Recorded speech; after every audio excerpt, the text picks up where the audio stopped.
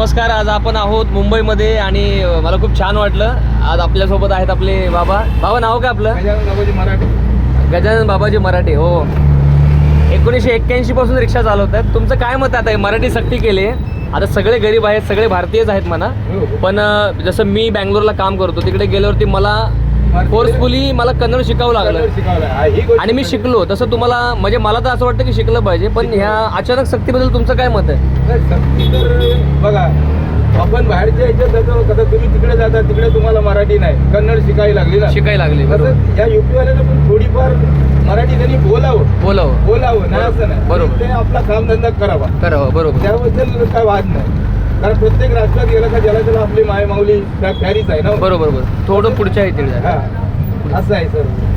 फक्त गरीबावर अन्याय होता काम नाही झालं, त्यांना कामधंदा करू द्या. बरोबर. हा, तुम्ही त्यांना मराठी बोलायला लावा, शिकवा आणि काम करतात करू द्या. बरोबर आहे. बरोबर. म्हणजे काय आहे, त्यांना थोडा वेळ द्या, त्यांना शिकू द्या.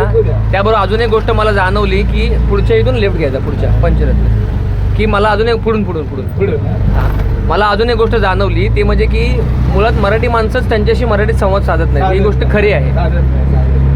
इथून डावीकडे आता एक साऊथ इंडियन सुद्धा माझ्याशी मराठी बोलत होता. हा इथून. आता अच्छा. हा, भाडं घेतलं ना, तो मराठीतच बोलला. अरे वा. बोलला की बाबा मला क्रोमाला जायचंय. अच्छा, सोडाल का? मग सोडतो ना. आणि तो जेव्हा मोबाईलवर बोलत होता तेव्हा तो साऊथ मध्ये आपल्या फॅमिलीशी बोलत होता, क्रोमामधून काय नाही. ते लोक पण आता बोलायला लागले. बोलतात. माझ्याशी पण छान, मला सुद्धा चांगली कन्नड येते, थोडंफार तमिळ येते. तर खूप छान वाटलं बोलून.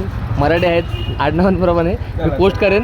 त्यांचं असं मत आहे की खरं तर गरिबांवर अन्याय होता कामा नाही, पण शिकलं पाहिजे, मराठी आलं पाहिजे. शेवटी मराठी आपली मावली. धन्यवाद. अजूनही तुम्ही रिक्षा द्या मला सांगा. तुम्ही एक कौतुक काय करायला माहिती आहे का माझं? मी रिक्षा मामांसारखी नवीन मुलं